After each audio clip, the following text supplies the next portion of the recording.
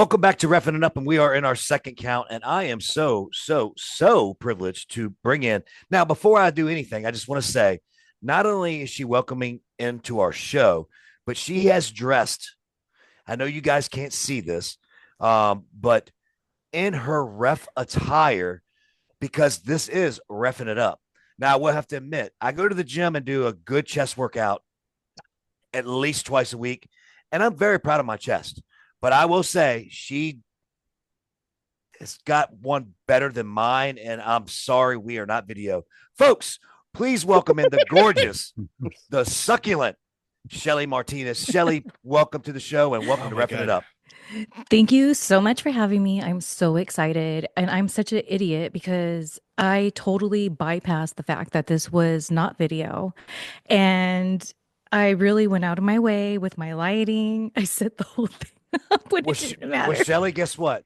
You're not video to them, but you are to us. You know what? And Yes. there it is, there it is. And I would like to also add, this is one of my legit ref outfits that I've worn in my wrestling career because I did pick up refing. Where at? Where was this at?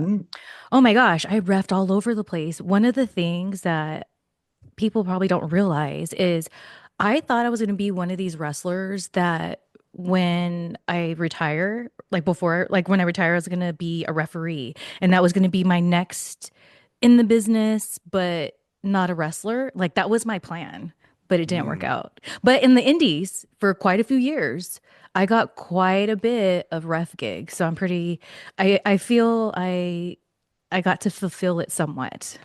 That's amazing because that's really an old school mentality because a lot of wrestlers that when their in-ring career came to an end from a wrestling standpoint, a lot of them turned to refereeing and were able to continue their careers for a long time afterwards. And a lot of people don't even realize that they know them just as the referee. I wanted to be that, and I wanted to be like known as like the girl. And that's why it's so crazy that now, fast forward, there are women refs in the different companies because I wanted to do that way back then. And then that's why yesterday when I was reposting that I was going to be on the show, I had to post a picture of when I was in New Jersey and I was for excuse me, PWS and Pat Buck's company. And they would hire me as a referee because Pat knew I loved roughing. Now, Shelly, I have to admit, okay, this is a compliment, by the way. Um, you're going to be quite the essential referee, though, for any kind of match. I think that you might be a deterrent of what's actually going on in the ring. Um, do you think about that? Because you are, very beautiful, and like I said, you just work out. So I'm just saying, like, do you feel like that would be beneficial for you? I would like to be you to be my ref. I'm just saying, like, you know, Well, here's the thing. When I did do my refing, I took it really serious because when I really. first started in the business, I started in SoCal and it was in 2000. And that's when I got introduced to the likes of Rick Knox and Patrick Oh, Hernandez. Shout out to both of them. wow. And they, early on in my career, because one of the things I always feared was something really bad happening in the ring, whether it's me passing out or like anything like that, like some kind of weird thing. So early on in my career, when I wasn't so comfortable in the ring yet because I was green, Rick Knox and Patrick Hernandez, anytime they were my referee, I always had a good match. And I paid attention and I fed off of them because I trust them and I knew they were going to keep me legit safe when it's like not about the match, just as a performer out there.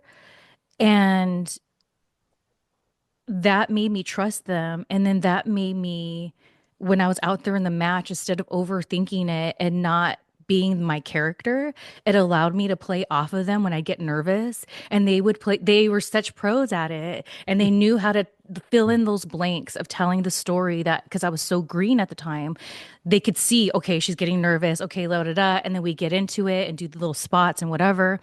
So if you pay attention out there, people, to my matches, whether I'm the referee or if I'm a wrestler, you see I mess with the referee a lot. And that's why, because that's like my little nod to Rick Knox and Patrick Hernandez.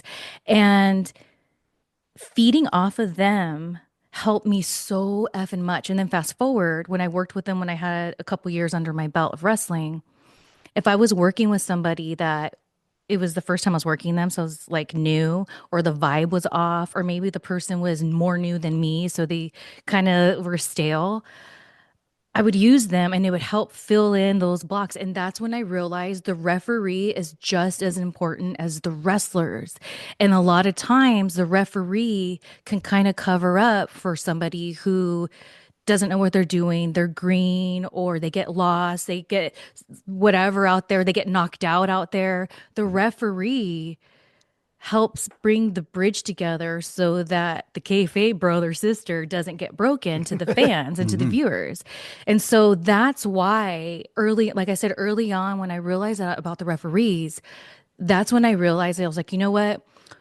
Once I go do my thing over there at WWF, I know I want to be a referee. I want to be a female referee. And it's so funny because with Patrick Hernandez before WWE, I would always do these carny because of my look, especially it's always sexualized wrestling shows, right? But those were the ones that paid. So you go with those ones. Right. And so this one I did was on a Sunday at a strip club in the morning was Oh what Lord. it was this like hardcore match, right? And Patrick Hernandez was the referee. And it was crazy. I came out in a sexy nun outfit, told everyone they were sinners for being at the strip club at like on a Sunday. It was out of control. But yet So, you're there. But yet you're there. yeah, I'm Of there. course. I'm there. And so I'll never forget this moment I had with Patrick where I cheated, I was doing all the things, and I finally got her down to pin her. And he just looked at me with this look of disgust, like, I don't want to count you. One, two, three, there. Like the face was just like, there you have it, right? And then I'm like, yeah. And so that moment, I was like, oh my God, that's the kind of referee I want to be. And then Mhm. Rick Knox and all his shenanigans, especially in PWG, oh my gosh, I was like, holy shit. So if you go back into my old content, there's a graphic that my friend Scott Blair, rest his soul, did a pinup art of me in a referee outfit. And it was called Shoot Promo Shelly because Mm. my peers gave me that nickname because I, in real life, call it out. So, bottom line is, I am deeply rooted in referees. That is That's really cool. amazing. That's amazing. So see, but throughout your career, you've kind of blended the wrestling aspect, the refereeing aspect, kind of a little bit of modeling, I would say, and that sort of stuff. What's the wildest, craziest concept? Kind of a two-parter. Wildest, craziest concept you pitched, and one that was actually used, and one that was said, we ain't going there. That is a great question, Jimmy. That is a good Because I'm question. sure you've had ideas that were shot down. I'm sure you've had ideas you thought were going to be shot down. You were like, holy crap, they're going to fucking do this. Well, hello, Ariel. Like that was like, oh my God, this is like that's why when people are like, oh, Shelly's bitter and da da da, it's like, dude, no, I'm just telling my story. Like, Mhm. I literally got to be a freaking vampire and a freaking chola on mainstream television for wrestling. Like, I connect with both my entire life. So I had that part. So when I was in WWE, there was nothing really that I was happy with it. But in TNA, there was a point, I can't remember. I think I blocked it out, which really bothers me because I remember almost everything. I'm one of those people like I got receipts in my head. I got a good memory. So when I block Mhm. something out, it really bothers me. But for some reason, even though I was happy with being my character in LAX, I did pitch with Christy Hemme to be a tag team, and we were going to be called the Rock Dolls because Christy Hemme and I had so much in common, and we would always like have this joke to with each other. We call each other our twin because she was my redheaded twin, I was her black haired twin, and because we just had so much in common, like behind the scenes. So there came a point, I can't remember what was going on to why, but I was like, yes. And then we came up with like the look. We went up to Vince Russo and like we were like, rock dolls, and we'll come out and like we're the rock dolls. And like Oh, and you know funny. what? It would have really been awesome, but it just he kind of looked at us like we were out of our minds, and it kind of never got brought up again, but we would bring it up. So other than that, like, you know, that's the only thing I can think of. And I don't know how true this is, fellas. Mm-mm. So I don't want people to come at me if it's, I don't know. Okay. But I was told by multiple people when I was in WWE that there was talk of maybe me getting drafted and being with Edge. And then I got That, fired. So I don't know how true that is. oh Don't come wow. for me, people. But it was three Hmm. different people who told me this. Were I'm they just higher saying. ups? Were they They higher were ups? they were higher up, or they were, one was a wrestler that was a high up wrestler, Okay. and then the other two were higher up people. And then that's when I got my trouble with my mouth and like got fired. So that did, I don't know. So that's another, I didn't, it's not something I pitched or whatever, but that's like a wild thought I had because, and it kind of made me think, what if there was truth to that? Because I know when I got fired, Kevin Thorne was like just a generic wrestler after that. Mhm. So I don't know, dude. If you guys know out there, please let me know. I'm dying to know the real story. Now you were on the ECW brand with Kevin, right? Yes. Okay, and that's okay. Gotcha. So let me ask you this: you don't have to go into detail, but I'm saying, was your firing because of your doing, or was it something you felt unfair? Can you touch on it just a little? I feel it's both. Um, it was my doing because I, here's the thing. I'm not going to name names because people get all butthurt. That's the thing. I'm down to name Mhm. names, but people get all like, whatever. So, We're a non butthurt show. That's for sure. you Yeah. know, well, the people out there were like, "Oh, did you hear what Shelly Martinez said about you?" It's like, oh Yeah. God, come on, bro. So anyway, Mhm. so this one dude wrestler, he has like this like big problem with me, and when he can't ever, whenever I've confronted him or people I know have confronted him, like, what's your problem? He doesn't really give an answer. And then one day, somebody that was close to him told me that he said that I walk around acting like I'm a vet. And I didn't understand what he meant. But now, fast forward, I get what he means because I didn't care who you were when I was in WWE. If you're being shitty to me, I wasn't taking it. And the way I saw it was, to be honest with you, I'm not trying to like be negative, but me, for example, getting into a heated argument with Batista, or when I told off Shawn Michaels, or when I told off Randy Orton. God damn. See, Boy. when I told off Batista, like, Yeah. that's me. All of those guys, I thought were wrestlers. Like, I could handle it. Like, if you're gonna, like, when Batista came back at me the way he did, I was able to handle it. Like, Mhm. whatever. So I felt like I could speak up, not because I was trying to be some vet already, but because I thought I was in an environment. You hear these stories when I was like starting in wrestling, how people like, you just like go up to the person, sometimes like the guys, they have to get in a fist fight and like just fist fight it out and like whatever. I come from the old school era. So boom, no rumors. I'm going right to you, bitch. So what? Let's talk about it. I'm not over here trying to pull like make a big old scene, but I'm over here on the side being like, yeah, what? So that's when I realized, when this other guy, that I couldn't figure out what his problem with me was, and he said I act like a vet. Now I know what he meant, because at that time, I'm sure those people were like, who the hell does this stupid vampire girl think she is? Right. Like, she's Mhm. over here telling Shawn Michaels off. She's over here getting in a fight with Randy Orton. She's over here getting in a fight with Batista. I'd get in a fight with Kevin Thorne all the time. So who's this bitch think she is? And now I know that's why I got fired. For a long time, I thought it was isolated and it was just the Batista thing. But then when years of, it was very traumatizing losing my dream job, especially, Yes. hello, I got only not only my dream job, but I got to be a character that was perfect for me, that was meant for me. That was my role. and my legacy to the damn business, damn it. So Right. it's like, it was very traumatic. I made a lot of poor decisions. I went to many dark places. And throughout all of it, when I finally came to peace with everything and got more healing out of it, I realized, dude, Batista was the last nail in the coffin, no pun intended. That was the last nail in the coffin. It wasn't just him. Oh, yeah, you don't go and tell Shawn Michaels, I worship the same God as you, and you're being so rude. Right. I don't know. So I'm old school, and I grew up in a very toxic environment at home, not safe.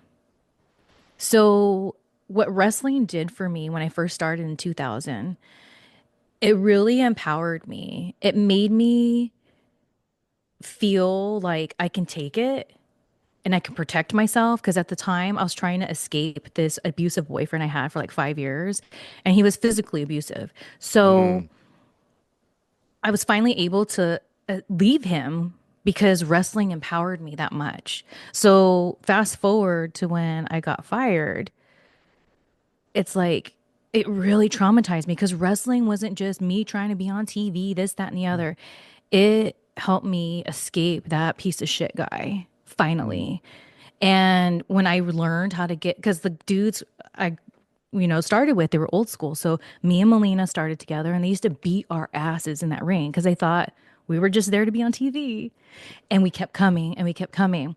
And so those dudes doing that and me learning how to protect myself, that's when finally, when that one asshole boyfriend raised his hands to me for the first time, I blocked it and I shoot kicked him. And like I was able to know what I was doing because of wrestling and his face. I'll never forget it. His face.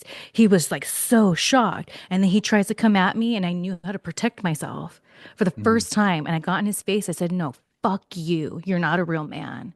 A real man doesn't put it for the first fucking time. 5 years. And so that's what wrestling did for me. So fast forward, I don't go off on people because I have this hot temper and this, that, and the other. I'm not going to take that bullshit. I'm a person and I'm treating you with respect.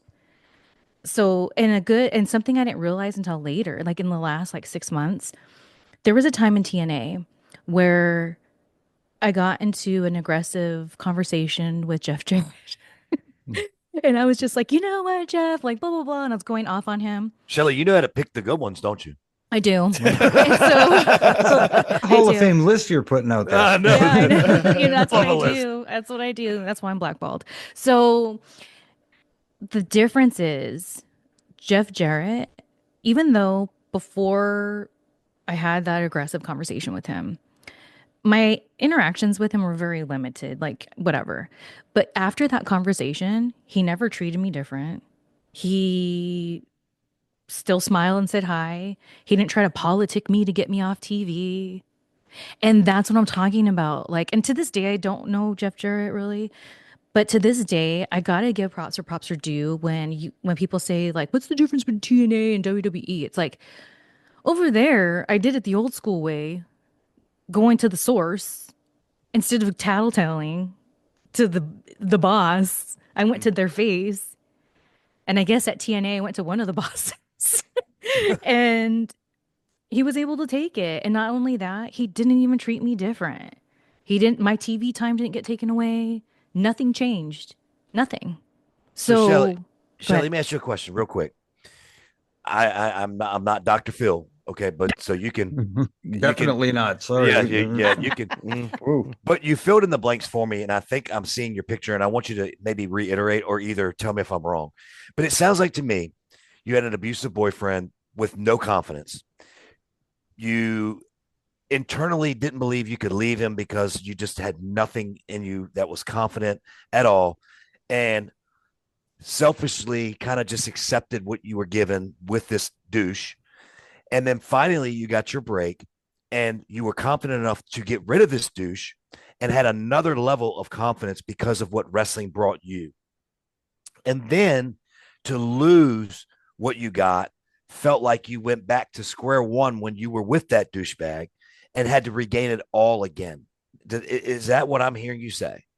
1000%. Maybe I am Dr. 1000%. Phil. I Maybe I think you am. are. Thank you for having me on Mm. your couch today. I So wouldn't go. But yeah, I wouldn't go question that far, Brian. well, my question out of that is, did wrestling help you get over that again after that being fired, or were you mad at it? Like when I lost my job, I was mad at it. I didn't want to watch the shit. I didn't want to give them a rating, which selfishly I thought that my TV being on would be that's one less fucking viewer. Um, Mhm. you know what I mean? Like, did you handle it that way until something happened to where, all right, well, let me welcome not the abusive boyfriend, but the power that gave me the to get over him is now back in me. If I'm making any sense to you at all. 1000%. So it's interesting because the way I equate my wrestling career is WWE is like my first love, right? And it broke my heart. And then TNA was my rebound. Even though I was getting something out of it, I still hadn't dealt with the hurt, especially like behind the scenes. I was making poor decisions, chasing boys, the whole 9 yards. You were chasing boys? Yes, God, stop it, pathetic. Shelly. Stop it. Because just like what you said, Dr. Phil, a minute ago, I lost. Now it make you brought me closure right now with my Wow. TNA mistakes that I made that I've throughout the years carried with me because I'm like, dude, why? But that's what it is that confidence got taken away. Even though you watch Selena's and you think I'm the most confident girl, on camera I was because I knew what the assignment was for work. So there I was confident. But behind the scenes, it was like, damn, dude, just like that, huh? Mm-hmm. So then when I quit TNA, I took like a 3 year break. And then I went back into wrestling because I was chasing after a boy. Oh, brother. So what had happened is there was this wrestler I always had this crush on, right? And so he was in town wrestling and I wanted to go see him. So me and my friend went and it was CWF Hollywood here in Southern California. And what I wasn't prepared for was that night I refell in love with wrestling. And when I saw people up there like Scorpio Sky, who I started with, and like Willie Mack and these people, I was just like, oh my gosh, like, yes, I feel like a fan again. After those 3 years of being completely pissed off, wanting nothing to, not even want to be associated with it at all, I was like, oh my God, I feel like a fan again. There was like, Mhm. and then I got introduced to newer indie guys, and I was like, oh my gosh.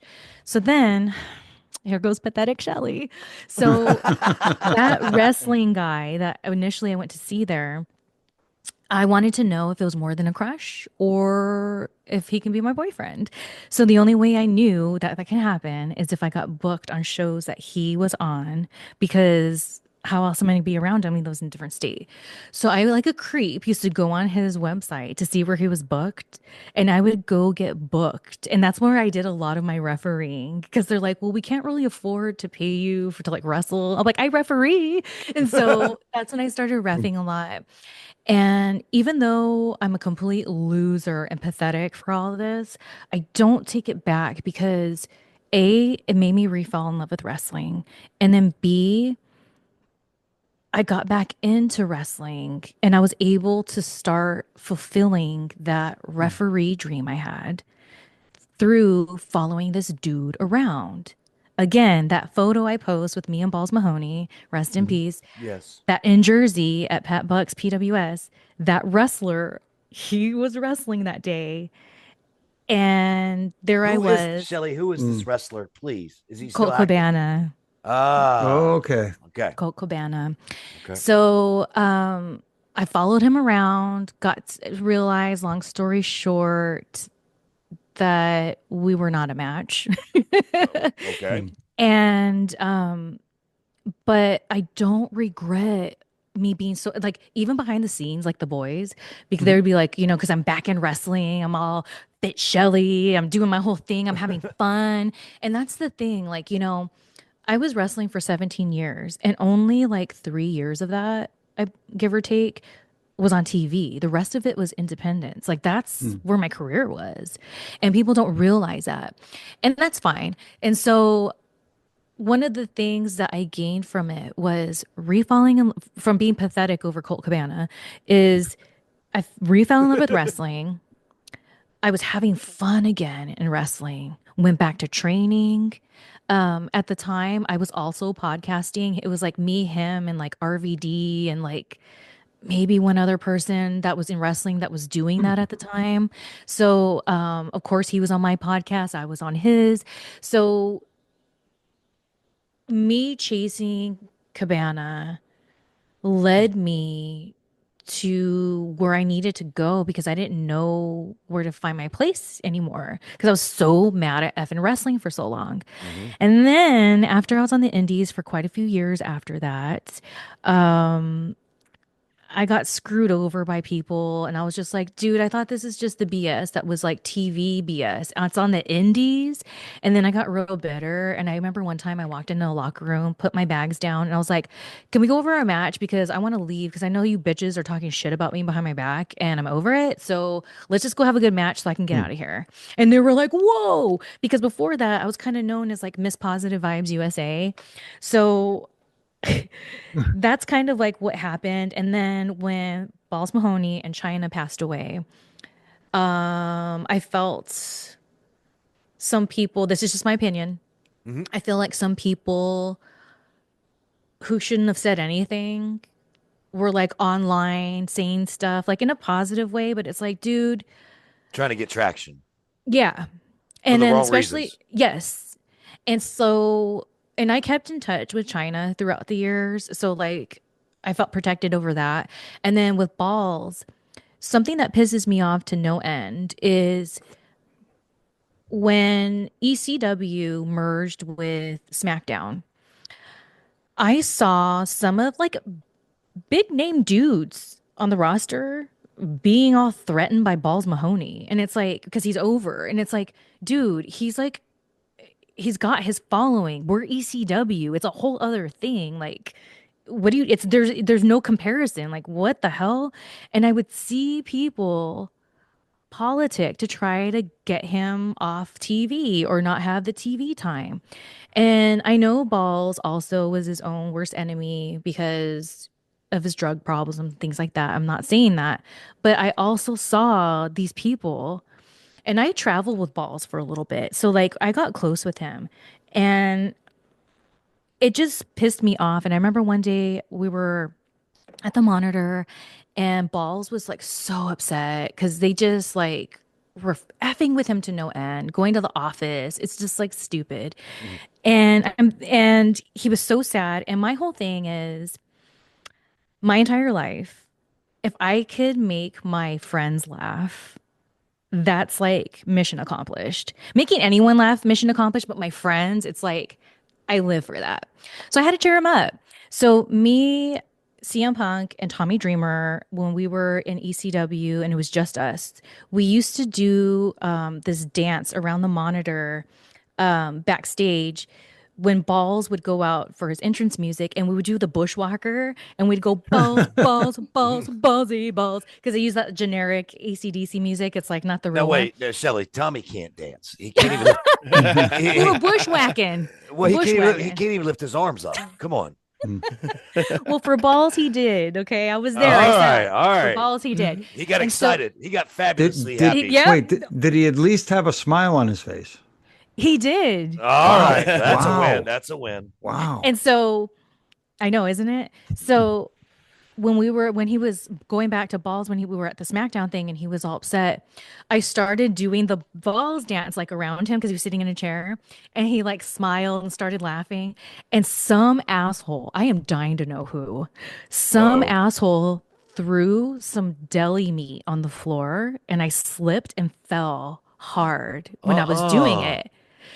I saw it because I saw in the corner of my eye something like fling, like someone flung something. Hmm. And I was just like, what? And then phew, I slipped. And then everyone was like looking at me, dust myself off and went, ballsy, balls, balls. And then balls totally popped and stuff like that. That's just one story. So Hmm. when I saw people trying to be a little opportunist online, my opinion, I don't know people's heart, just saying, get the F out of here. Just don't say anything. And Mhm. so that's when I just was like, you know what? And the indies, I'm like disgusted with these people. They're being two-faced and just like backstabby. It's disgusting. And then like for like $20, on a show, and you're over here Hmm. doing all this, like, ew. Mhm. What happened to wrestling, brother, sister? Hmm. Yeah. So once I saw the balls and the China stuff, I was just like, you know what? I think I'm done. Like, I'm over this. Like, why? The only Hmm. reason this would make sense is to make a lot of money, and that means going to back to WWE.